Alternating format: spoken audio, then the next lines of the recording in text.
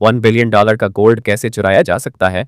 यही इस कहानी का मुख्य सवाल है। ये कहानी एक ऐसे आदमी से शुरू होती है जो बाहर से देखने में एक अमीर मिलियनेयर लगता है, लेकिन असल में वह एक बहुत बड़ा मास्टर थीफ है। वह जिस चीज पर भी नजर डालता है वह चीज आखिरकार उसी के पास पहुंच जाती है। उसकी जिंदगी ऐश और आराम से चल रही थी। महंगे होटल, शानदार पार्टियां और बिना किसी डर के चोरी करना। उसे लगता था कि यह सब हमेशा ऐसे ही चलता रहेगा, लेकिन कहते हैं ना, लापरवाही इंसान को मुश्किल में डाल ही देती है। उसकी पुरानी चोरियों की वजह से कुछ दुश्मन फिर से उसके पीछे पड़ गए। उन्हीं में से एक आदमी ऐसा था जिसकी टोपी उसने कभी चोरी की थी और अब वही आदमी बदला लेने के लिए उसका पीछा कर रहा था। धीरे धीरे हालात इतने बिगड़ने लगे कि एक वक्त ऐसा आया जब उसका बच पाना मुश्किल लगने लगा। हर तरफ खतरा ही खतरा था। तभी अचानक एक रहस्यमय ग्रुप सामने आता है और उसे इस मुसीबत से बाहर निकालता है। लेकिन यह मदद किसी एहसान की तरह नहीं थी। उनके पास भी अपना मकसद था। इस ग्रुप का लक्ष्य था जेल के अंदर छुपा हुआ $1 अरब का गोल्ड, और इसके लिए उन्हें ऐसे लोगों की जरूरत थी जो नामुमकिन काम को मुमकिन बना सके। यहीं से कहानी एक नए मोड़ पर पहुंचती है। अब कहानी आ रही है रिंगो। रिंगो कोई साधारण चोर नहीं है। वह डिस्गाइज बदलने में एक्सपर्ट है और लॉक खोलना उसके लिए बच्चों का खेल है। बड़े बड़े बैंक्स के सेफ डिपॉजिट बॉक्स उसके सामने टिक नहीं पाते थे। लेकिन रिंगो बाकी चोरों से अलग था। वह लालची नहीं था, वह सिर्फ क्रिमिनल्स को डूबता था और जो पैसा होता था वह विक्टिम्स को वापस कर देता था। रिंगो की सबसे अनोखी बात यह थी कि चोरी करने के बाद वह कभी भागता नहीं था। वह आराम से बैंक के मेन डोर से बाहर निकल जाता था। जब तक लोगों को समझ आता कि क्या हुआ है, तब तक सर्वेलेंस कैमरा में सिर्फ उसका पीछे जाता हुआ फिगर दिखाई देता था। इसी सोच के साथ रिंगो ने मिसफिट्स नाम की एक छोटी टीम बनाई। इस टीम में विंग था जो एक्सप्लोसिव एक्सपर्ट था, जिसने कभी अकेले पूरी इलीगल वेपन्स फैक्ट्री उड़ा दी थी। टीम में पायलट भी थी जो दिखने में शांत और खूबसूरत लगती थी, लेकिन जरूरत पड़ने पर अकेले पूरे गैंगस्टर ग्रुप से निपट सकती थी। इतनी मजबूत टीम होने के बावजूद रिंगो जानता था कि उनका अगला टारगेट अब तक का सबसे बड़ा होने वाला है। उनका निशाना था बिलियनेयर शुल्ट्ज, जो बाहर से इन्वेस्टर दिखता था लेकिन अंदर से टेररिस्ट्स के साथ मिलकर पैसा बनाता था। उसने कई प्राइवेट जेल बना रखी थी और उन्हीं में से एक जेल के अंदर $1 अरब से ज्यादा का गोल्ड छुपा हुआ था। इस गोल्ड तक पहुंचना आसान नहीं था। इसके लिए उन्हें एक और आदमी की जरूरत थी, एक ऐसा चोर जो जेल से बाहर निकलने में माहिर हो। और इसी वजह से उनकी नजर गई रिचर्ड पर, जो इस वक्त लॉस एंजलिस जेल में बंद था। और यहीं से शुरू होती है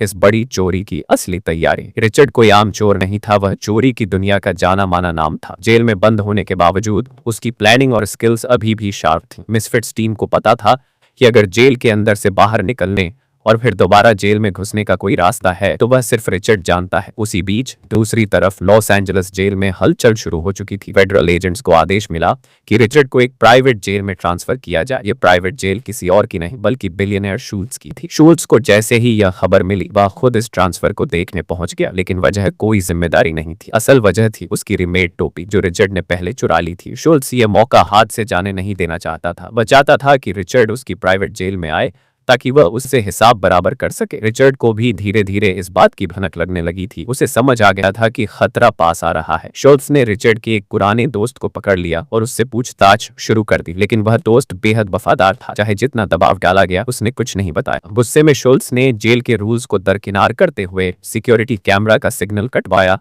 और अपने आदमी से टॉर्चर करवाया। आखिरकार शुल्ट्ज को रिचर्ड की लोकेशन मिल ही गई। उधर रिचर्ड को अभी तक अंदाजा नहीं था कि उस पर नजर रखी जा रही है। जेल से बाहर निकलते ही उसने एक नया टारगेट चुन लिया। उसके सामने एक अरबपति बैठा था जिसके पास pure gold platinum diamond watch थी। रिचर्ड ने बातचीत शुरू करने की कोशिश की, लेकिन सामने वाले ने कोई ध्यान नहीं दिया। रिचर्ड ने चालाकी से उस आदमी पर ड्रिंक गिराने का नाटक किया और कपड़े साफ करने के बहाने कुछ ही सेकंड में उसकी कीमती वॉच चुरा ली। उसे लगा कि आज भी काम आसान रहा, लेकिन तभी हालात पलट गए। गार्ड्स ने उसे पकड़ लिया और पता चला कि वह आदमी कोई और नहीं बल्कि मशहूर प्रिंस अल हाली था। रिचर्ड को उसकी गलती की भारी कीमत चुकानी पड़ी। गार्ड्स ने उसे बुरी तरह पीटा, लेकिन रिचर्ड ने सब कुछ पहले से सोच रखा था। मार खाने से पहले ही वह रूम कार्ड चुपचाप दूसरी जगह छिपा चुका था। मौका मिलते ही वह प्रिंस के रूम में घुसा और वहां से करीब $1 मिलियन की वॉच ले उड़ा। जब वह निकलने ही वाला था तभी प्रिंस वापस कमरे में आ गया। गार्ड्स ने पूरे रूम की तलाशी ली, लेकिन उन्हें पता नहीं था कि रिचर्ड सिर्फ एक दीवार की दूरी पर छिपा हुआ है। मौका मिलते ही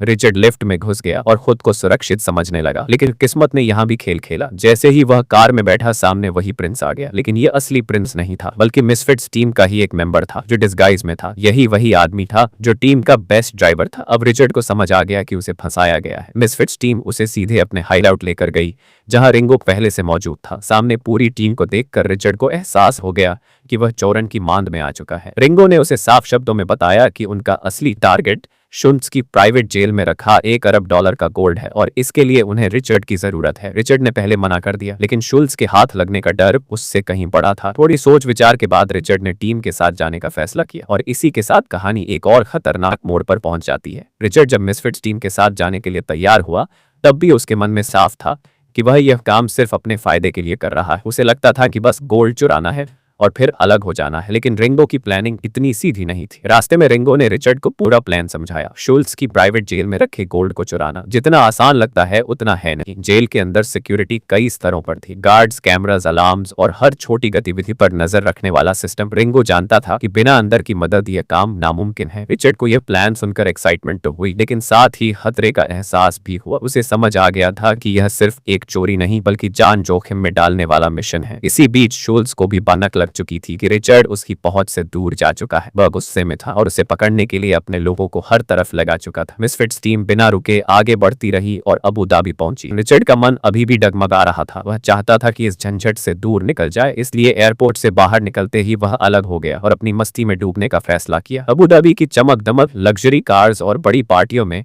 रिचर्ड खुद को खो बैठा। उसे लगा कि किस्मत एक बार फिर उसके साथ है। एक शानदार पार्टी में उसकी नजर एक अरबपति पर पड़ी जिसने ब्रांडेड वॉच पहन रखी थी। रिचर्ड ने आदत के मुताबिक अपना खेल शुरू किया और कुछ ही सेकंड में वॉच उसके हाथ में थे। लेकिन इस बार कहानी अलग थी। जैसे ही वह जाने वाला था, एक रहस्यमय महिला सामने आई। उसने न सिर्फ वॉच उसके मालिक को वापस कर दी, बल्कि रिचर्ड के हाथ में बच्चों के टॉयज का एक पैकेट थमा दिया। यह सब इतना तेजी से हुआ कि रिचर्ड भी चौंक गया। जब उसने ध्यान से देखा तो उसके पैरों तले जमीन खिसक गई। वह महिला कोई और नहीं है बल्कि उसकी बेटी होप थी। तलाक के बाद रिचर्ड ने सालों से उसे नहीं देखा था। अचानक बेटी को सामने देखकर उसका दिल भर आया। होप की मौजूदगी ने रिचर्ड को अंदर से बदल दिया। उसे एहसास हुआ कि वह सिर्फ अपने बारे में सोचता रहा और अपनी बेटी को अकेला छोड़ दिया। होप ने उसे बताया कि वह उसके बारे में सब जानती है और मिसफिट्स टीम के प्लान के बारे में भी। यही वह पल था जब रिचर्ड ने दोबारा रिंगो से संपर्क किया। इस बार लालच की वजह से नहीं, बल्कि अपनी बेटी के लिए। उसने गोल्ड चुराने के मिशन में शामिल होने का फैसला किया, लेकिन उसने एक शर्त रखी, मिशन के बाद पूरा हिस्सा उसका होगा। रिंगो ने साफ कर दिया कि मिसफिट्स टीम चोरी किया गया पैसा अपने पास नहीं रखती, वह सारा गोल्ड चैरिटी में दे दिया जाएगा। ये सुनकर रिचर्ड फिर से पीछे हटने वाला था, क्योंकि उसके लिए चोरी का मतलब सिर्फ फायदा था। लेकिन होप ने पहली बार अपने पिता से कुछ मांगा। उसने कहा कि यह काम सही कारण के लिए है और यही मौका है अपनी गलतियों को सुधारने का। रिचर्ड के लिए यह आसान फैसला नहीं था, लेकिन बेटी की आंखों में उम्मीद देखकर वह पिघल गया। रिचर्ड ने आखिरकार अपनी जिंदगी में पहली बार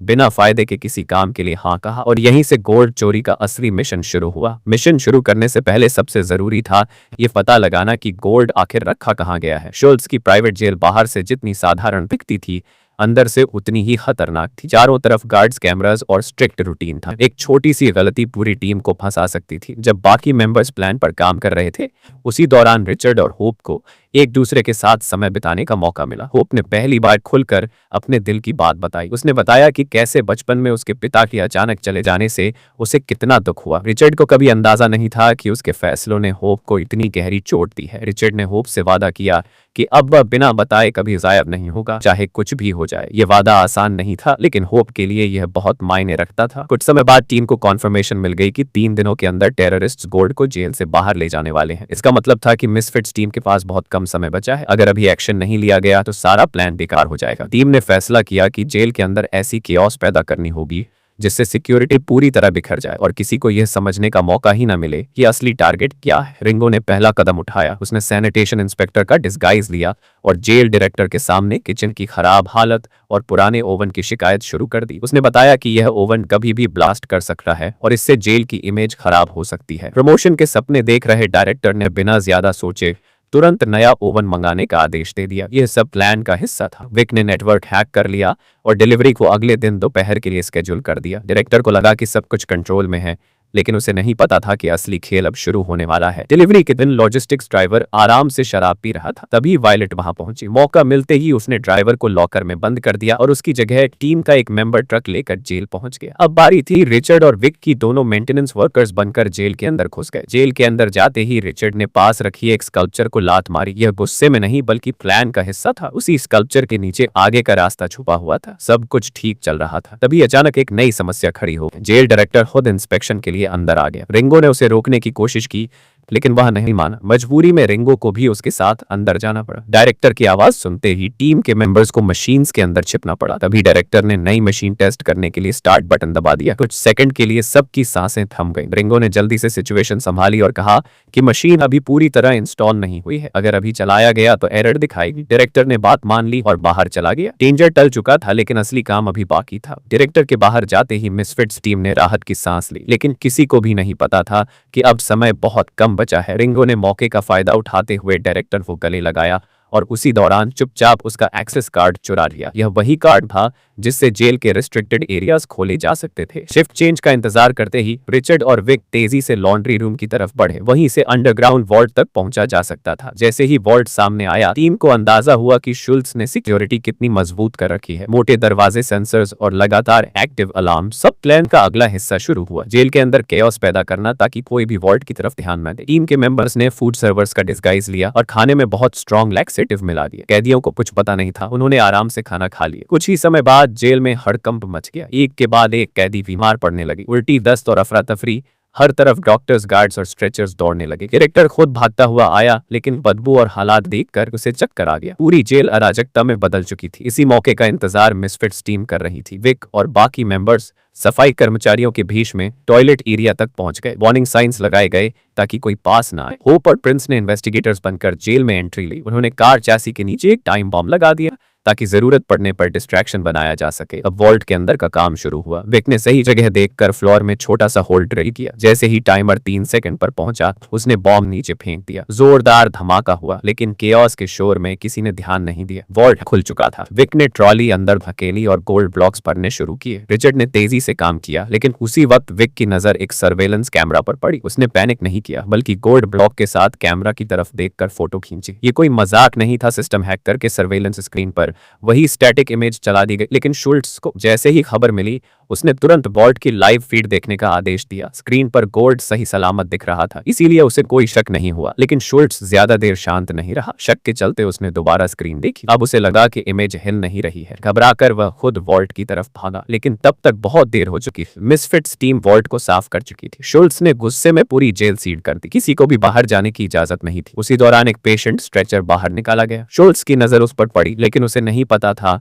कि स्ट्रेचर पर पड़ा कैदी असल में विक था। तभी स्ट्रेचर से एक छोटा गोल्ड ब्लॉक नीचे गिर गया। शुल्ट्ज समझ गया कि कुछ गड़बड़ है। उसने सभी एम्बुलेंसेज रोकने का आदेश दिया। उसे पूरा भरोसा था कि रिचर्ड और उसकी टीम अभी जेल से बाहर नहीं गई है। जांच चल ही रही थी। तभी शुल्ट्ज को एक और खबर मिली। उसके आदमियों ने दावा किया कि उन्होंने रिचर्ड की बेटी को पकड़ लिया है। यह सुनते ही शुल्ट्ज के चेहरे पर मुस्कान आ गई। उसे लगा कि अब रिचर्ड को अपने इशारों पर नचाया जा सकता है। लेकिन उसी वक्त पास में खड़े 2 लोग उसका ध्यान खींचते हैं। उन्होंने प्रोटेक्टिव सूट्स पहन रखे थे और खुद को टॉक्सिक गैस क्लीनिंग कंपनी का स्टाफ बता रहे थे। उन्होंने कहा कि जेल के अंदर गैस लीक का खतरा है और एरिया खाली कराना जरूरी है। शुल्ट्ज को कुछ समझ नहीं आया, लेकिन हालात पहले से ही खराब थे। इसी बीच एक कार तेज रफ्तार में शुल्ट्ज के पास से गुजरती है। शुल्ट्ज की नजर कार पर पड़े गोल्ड पर पड़ जाती है और वह समझ जाता है कि यही असली एस्केप प्लान है। वह बिना समय गंवाए अपने लोगों को कार का पीछा करने का आदेश देता है। शुल्ट्ज को नहीं पता था कि जिस कार का पीछा हो रहा है वह सिर्फ डिस्ट्रैक्शन है। कार चला रहा प्रिंस था, जो मिसफिट्स टीम का ही हिस्सा था। वह जानबूझकर कार को ऑपोजिट डायरेक्शन में ले जाता है, यहाँ तक कि सीधे डेजर्ट की तरफ तेज रफ्तार चेस शुरू हो जाती है। शुल्ट्ज को लगता है कि अब वह जीत के बहुत करीब है। कार रुकते ही वह खुद आगे बढ़कर ट्रंक खोलता है, लेकिन अंदर कुछ भी नहीं होता। उसे उसी पल एहसास हो जाता है कि उसे एक बार फिर धोखा दिया गया है। उधर असली टीम अभी भी जेल के अंदर मौजूद थी। रिचर्ड और बाकी मेंबर्स ने स्कल्पचर को कास्टिंग मोल्ड की तरह इस्तेमाल किया। ओवन में गोल्ड को पिघलाया और फिर लिक्विड गोल्ड को मोल्ड में डाल दिया। कुछ ही देर में एक बड़ी गोल्ड स्टैच्यू तैयार हो गई। उसके बाद टीम ने स्टैच्यू पर पेंट कर दिया ताकि वह डैमेज्ड ऑब्जेक्ट जैसी लगे और रिपेयर के बहाने उसे ओपनली डायरेक्टर के सामने पेश किया। डायरेक्टर को जरा भी शक नहीं हुआ। उसने पेपर वर्क पूरा किया और टीम को जेल से बाहर जाने की अनुमति दे दी। शुल्ट्ज गुस्से से पागल हो चुका था। वह गन निकालने ही वाला था कि अचानक गार्ड्स ने उसे घेर लिया। उसे समझ में ही नहीं आया कि क्या हो रहा है। तभी सामने आया असली सच। प्रिंस कोई नकली नहीं बल्कि असली प्रिंस आल हाली था। एक्शन शुरू होने से पहले ही उसने अपने गार्ड्स को सीक्रेटली पोजीशन कर दिया था। जैसे ही शुल्ट्ज ने हथियार उठाने की कोशिश की, गार्ड्स ने उसे तुरंत काबू में कर लिया। शुल्ट्ज अब पूरी तरह फंस चुका था, लेकिन उसे अभी भी लग रहा था कि उसकी आखिरी चाल बाकी है। वह अपने आदमियों को रिचर्ड की बेटी से निपटने का आदेश देता है, लेकिन अगले ही पल उसके सामने वायोलेट खड़ी होती है, जिसे उसने होप समझ लिया था। असल में वायोलेट को जानबूझकर पकड़े जाने दिया गया था। बंदी होने के बावजूद वायलेट ने कुछ ही पलों में शुल्ट्ज के सभी आदमियों को ढेर कर दिया। अब शुल्ट्ज के पास कोई रास्ता नहीं बचा था। शुल्ट्ज के सामने अब सिर्फ रिचर्ड और उसकी टीम खड़ी थी। वायलेट ने अपने विरोधियों को खत्म कर दिया था और अब कोई भी उसे रोक नहीं सकता था। शुल्ट्ज ने हार मानने से पहले लास्ट कोशिश की, लेकिन प्रिंस के गार्ड्स ने उसे काबू में कर लिया। मिशन के आखिरी हिस्से में मिसफिट्स टीम ने वॉल्ट से गोल्ड निकालकर सीक्रेटली चैरिटी के लिए भेज दिया। उन्होंने एक भी पैसा अपने पास नहीं रखा। अबू धाबी की स्ट्रीट्स में अब केओस खत्म हो गया, लेकिन मिसफिट्स टीम ने अपने डिस्गाइज और क्लेवर ट्रिक्स से अथॉरिटीज का ध्यान भटकाया। कोई नहीं जान पाया कि गोल्ड चोरी हो चुका है। रिचर्ड ने रिंगो और बाकी टीम मेंबर्स को धन्यवाद कहा और वादा किया कि वह आगे कभी सेल्फिश तरीके से काम नहीं करेगा। इस तरह $1 बिलियन गोल्ड की चोरी पूरी हुई, लेकिन बिना किसी मौत और बिना किसी शोर के। अगर मजा आया तो लाइक मारो, सब्सक्राइब करो और बेल दबाओ, वरना अगली चोरी तुम्हारे बिना होगी। और ट्रस्ट मी, तुम मिस नहीं करना चाहते।